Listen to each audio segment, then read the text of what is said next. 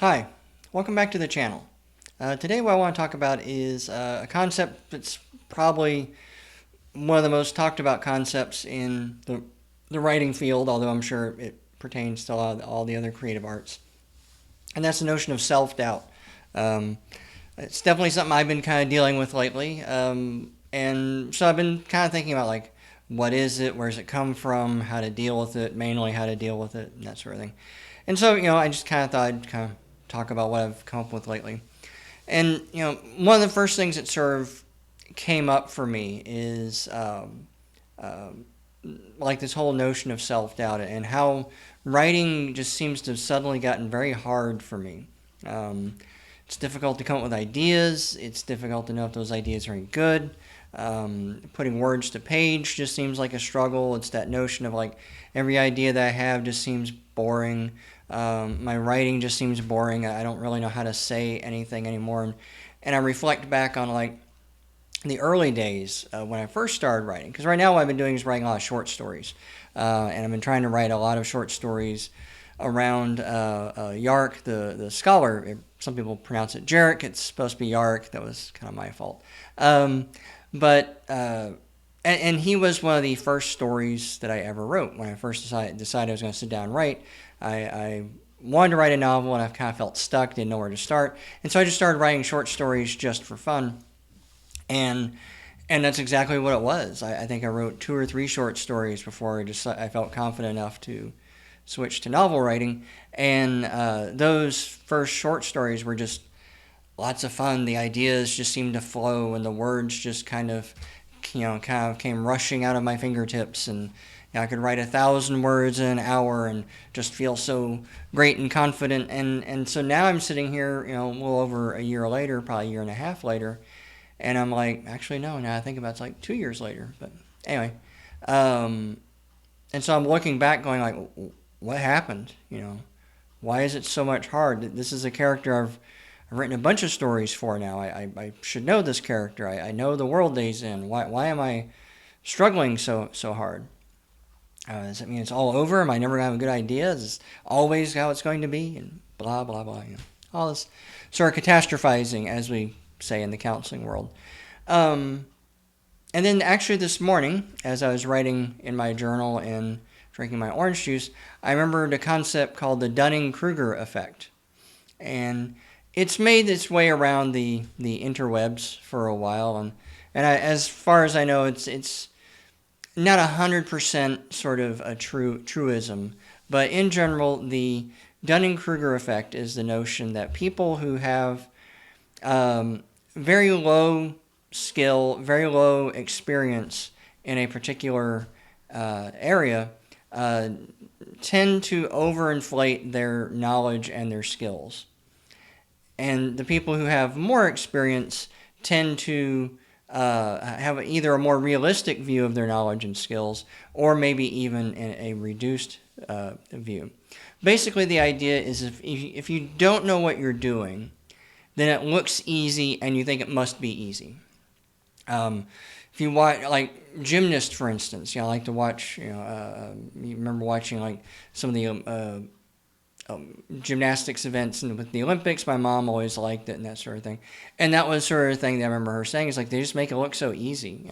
Figure skaters, the same sort of thing. And I've never been on ice skates, but I've seen enough videos to know that it's not that easy. Roller skating, I have a little more experience with that. When someone's really good at it, they're just sort of gliding around the roller skating rink, and it looks so easy, it looks so great. And I can barely stand up in roller skates.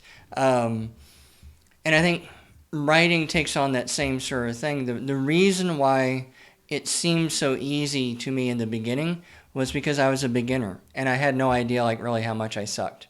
And looking back, and that's one of the things I'm doing is I'm going back through those old short stories and I'm rereading them and editing them and basically polishing them up. I'm not changing anything about the plot or anything, but after years of writing and studying and taking workshops and reading about writing, I now know so much more about like especially things like pacing and descriptions and dialogue, just how even just things how they look on the page, not necessarily even really changing much of anything else. But back then I didn't know any of that. It just seemed so easy. Well, I can just write anything. People write stuff all the time. And bang, bang, bang. But now here I am 2 years later, and I actually have been reading a lot more. So I've been reading what other people are writing. I'm reading the contemporaries. I'm reading the classics. I am studying writing.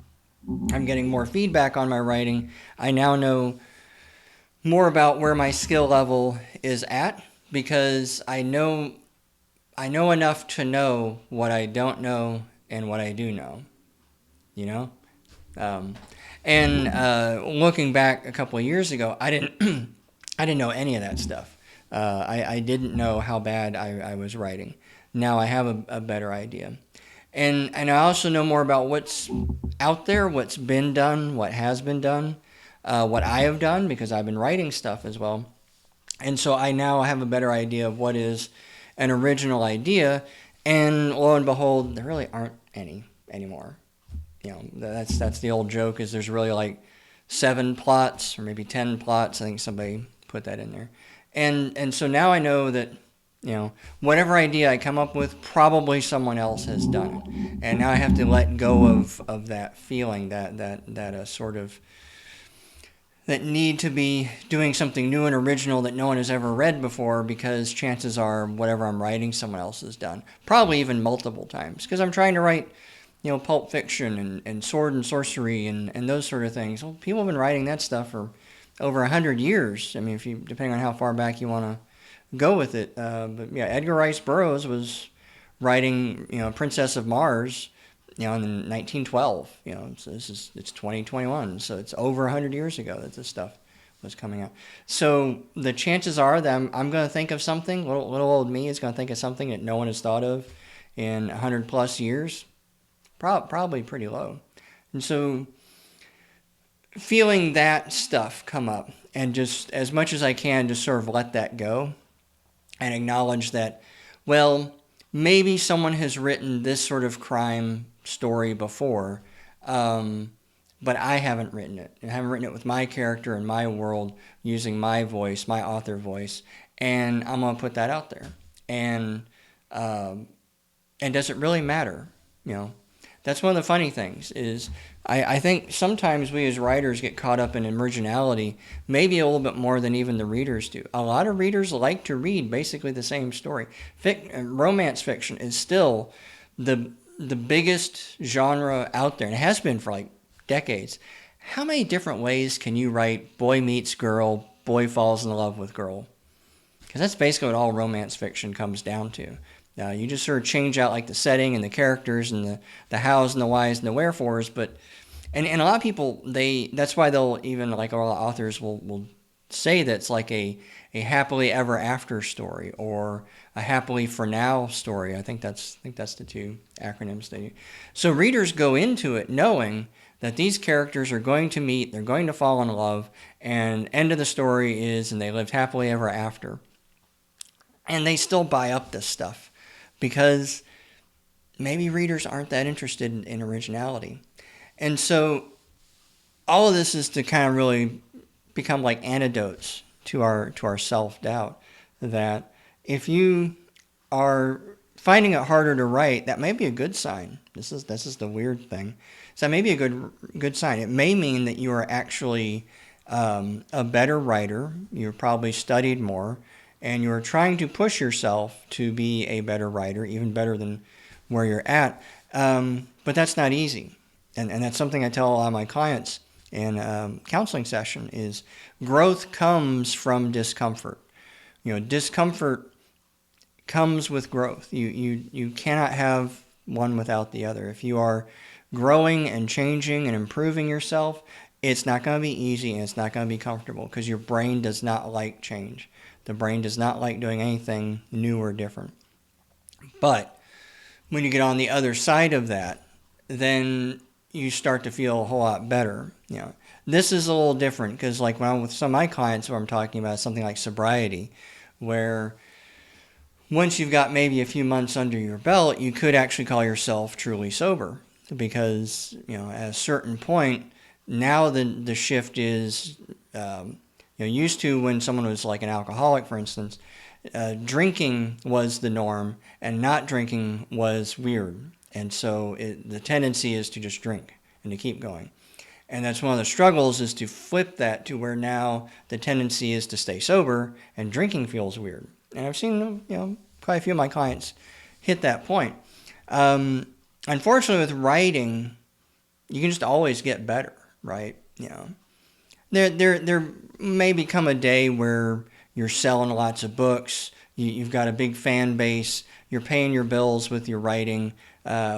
Maybe you're not like a big name like a James Patterson or a Stephen King, but you maybe got a pretty good following on Amazon and good social media, and people invite you to conferences and things like that, book signings.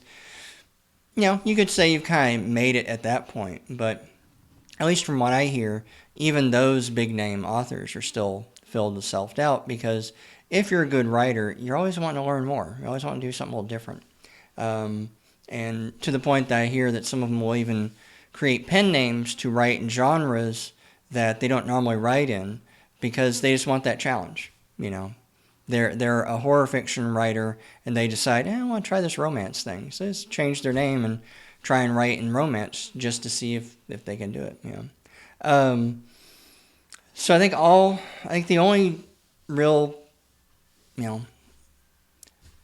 advice I can give you, or at least the advice I'm giving myself, is to just keep pushing through it, keep going, keep writing, don't give up. It's one of the advice that Dean Wesley Smith gave in one of his workshops, is the only failed writers are the ones who give up. I think, what's his name? The guy who runs,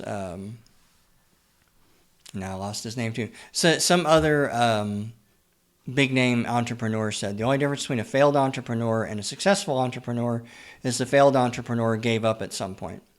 And I do kind of think that with writing, it's the same sort of thing. Remember my advice, writing advice? Keep reading, keep writing, and keep learning. And just know that even if maybe you aren't very good right now, let's just be honest. My stuff may honestly suck. It's objectively bad. But it only stays bad if I don't keep working on it. If I keep reading what other people are doing, I'm kind of seeing what's out there, and that gets my creative juices flowing. If I keep writing, then I'm now practicing my skill, the skill, writing skills, the craft. And if I keep learning, then that will always just give me new input. Unfortunately, learning also always gives you an idea of like ways in which you're just not very good. There's something else to work on. There's something else new that you need to learn, some other way that you're a beginner. And so I think all that feeds the notion that self-doubt is probably a permanent state with writing, but it's actually probably a good sign. The day that you have no more self-doubt and you feel like you know it all and you don't need to learn anymore, you don't need to practice anymore, that's probably the day you need to pack it up. I know that's true with counseling a lot too. The day that you feel like you've got all this down, you've got it nailed, and you don't need to learn anything else, and you've heard all under the sun, that's probably like a good sign of burnout, and you probably need to do something different.